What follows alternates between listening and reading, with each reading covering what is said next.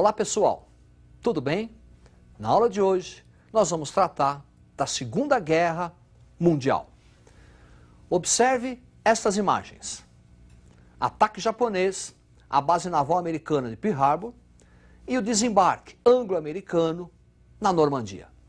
A Segunda Guerra Mundial está relacionada com o expansionismo alemão, a partir da chegada de Hitler ao poder e a instalação da ditadura nazista, inicia-se uma expansão germânica em busca do tal do espaço vital.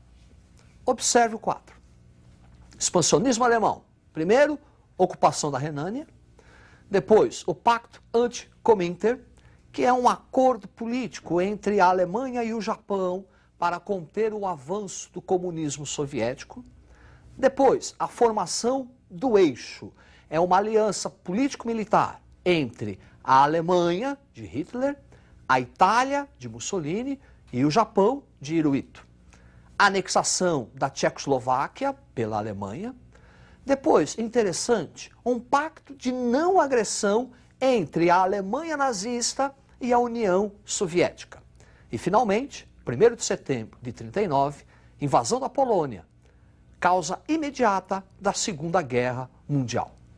Esse pacto de não agressão, também chamado Pacto Ribbentrop-Molotov, auxiliava a Alemanha para evitar o que ocorreu na Primeira Guerra Mundial, quando ela teve que lutar em duas frentes, a frente ocidental e a frente oriental, assinando um pacto de não agressão com a União Soviética, uma preocupação inicial só com a frente ocidental. Auxiliou também a União Soviética, que vai ter tempo para se preparar até a invasão alemã. Também contribuiu para a Segunda Guerra Mundial a política de apaziguamento exercida pela Inglaterra e França. A partir da instalação da ditadura nazista, Hitler sistematicamente vai cometer violações no Tratado de Versalhes, imposto pela França e pela Inglaterra. Diante das sistemáticas violações, França e Inglaterra nada fizeram. Também política de neutralidade dos Estados Unidos da América, muito mais preocupados em resolverem seus problemas internos pós-crise de 29. A Segunda Guerra Mundial tem dois momentos distintos, o avanço do eixo e o avanço dos aliados. Observe o quadro. Ofensiva do eixo, 39-41. Adoção da tática de Blitzkrieg pelo exército alemão, que quer dizer guerra relâmpago. Nessa guerra relâmpago, apoio da Força Aérea Alemã, a poderosa Luftwaffe. E expansão do eixo sobre a Europa, sobre o norte da África e a expansão japonesa no Pacífico. A partir de 1941, ocorre uma virada, uma reviravolta nos rumos da guerra. Vamos saber por quê. Observe a tela. 1941 é o início da invasão alemã à União Soviética. Quer dizer, aquele pacto de não agressão não está valendo mais. Operação Barbarossa, 22 de junho de 41. E também, no mesmo ano, 8 de dezembro, expansão japonesa pelo Pacífico e o ataque à base naval norte-americana de Pearl Harbor. A partir daí, um segundo momento desta Segunda Guerra Mundial, caracterizada agora pelo avanço dos aliados. Observe o quadro. Ofensiva aliada, 1941-45. Batalha de Midway, 1942, que vai deter a expansão japonesa no Pacífico. Batalha de Stalingrado, 1943, que representa a primeira derrota nazista e marca o início da expansão soviética e a libertação do leste europeu.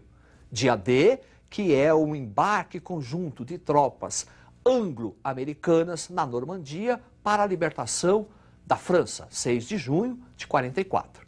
E, finalmente, agosto de 45, os norte-americanos utilizam a bomba atômica, primeiro em Hiroshima, depois em Nagasaki. Ainda no transcorrer da guerra, a partir de 1943, os líderes das principais nações reúnem-se para tomarem decisões quanto ao final da guerra, o que fazer com as nações derrotadas. Tem início as chamadas conferências, que foram 4. Observe o 4. A primeira, Conferência do Cairo, 1943. Objetivo: discutir o mapa político da Ásia, que foi transformado pela expansão japonesa. O que fazer com a China, o que fazer com a Coreia. Depois, nós ainda vamos ter outras 3 conferências. Observe o 4. Conferência do Teherã. Nesta conferência, foi tomada a decisão do ataque conjunto inglês e norte-americano à Normandia, o famoso Dia D. E também levantou-se a hipótese da divisão da Alemanha em zonas de influência.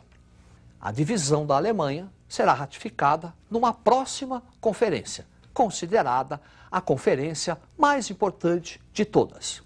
Observe. Conferência de Alta. Ficou decidido a divisão da Coreia em 2 partes. Coreia do Norte, comunista. Coreia do Sul, capitalista. E divisão da Alemanha em áreas de influência. Alemanha Ocidental, sob a influência capitalista. E Alemanha Oriental, sob a influência comunista. E último, o Acordo de Potsdam, a Conferência de Potsdam. Observe a tela. Efetivada a divisão da Alemanha, não só da Alemanha, como também da capital alemã, Berlim. Berlim também será dividida em áreas de influência. A parte ocidental de Berlim, influência capitalista. A parte oriental de Berlim, influência comunista. E é na cidade de Berlim que foi erguido o famoso muro, o Muro de Berlim. Portanto, o muro divide a cidade, ou melhor, dividia a cidade de Berlim, e não a Alemanha. E a instalação do Tribunal de Nuremberg para o julgamento dos crimes nazistas. Após a Segunda Guerra Mundial, o mundo vai passar por uma série de consequências. E nós vamos observar as principais. Olho na tela. Consequências da guerra. Início da era atômica, desenvolvimento da Guerra Fria, considerada uma terceira guerra mundial, a criação de um organismo internacional para a preservação da paz mundial, a ONU, Organização das Nações Unidas, e o processo de descolonização da Ásia e da África. Sobre o processo de descolonização da Ásia e da África, nós vamos tratar numa próxima aula. Agora, nós vamos ver Guerra Fria. Guerra Fria consistiu num conflito ideológico entre o bloco capitalista e o bloco comunista. Observe o quadro. Guerra Fria, iniciada pela doutrina Truman, um discurso do presidente norte-americano ao Senado, Henry Truman, onde ele afirmava ser um dever dos Estados Unidos da América conter a expansão comunista. E aí inicia-se a Guerra Fria. De um lado, o bloco capitalista, sob a liderança dos Estados Unidos da América. Do outro, o bloco socialista, sob a liderança da União Soviética. Essa Guerra Fria será consolidada com a participação dos Estados Unidos da América na reconstrução econômica da Europa. Saiu da Segunda Guerra Mundial com a sua economia destruída. Os norte-americanos vão ajudar na reconstrução. Observe o quadro. É o famoso Plano Marshall. Ajuda econômica para a reconstrução europeia. O país que receber a ajuda econômica, em troca, deve conter o avanço do comunismo. Além do Plano Marshall, que é uma política americana externa, internamente, os Estados Unidos vão conhecer um movimento chamado macartismo. Observe o quadro. Macartismo, uma intensa campanha contra o comunismo, violenta internamente, que vai se constituir numa grave ameaça à liberdade de expressão. Macartismo, porque o responsável pelo início da campanha foi o senador Joseph McCarthy. Macartismo, então, uma verdadeira caça às bruxas, constituindo uma grave ameaça à liberdade de expressão, tão bem protegida, defendida e sendo um orgulho dos norte-americanos. Também por consequência da Segunda Guerra Mundial, nós vamos ter o início de uma corrida armamentista. Observe o quadro. Formação das alianças militares.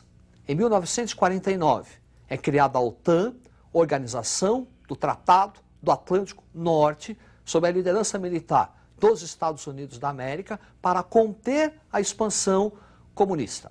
Em resposta, 1955 é criada o Pacto de Varsóvia, a Cortina de Ferro, um pacto militar dos países comunistas sob a liderança da União Soviética. A criação dessas duas alianças militares coloca o mundo sob o chamado equilíbrio do terror.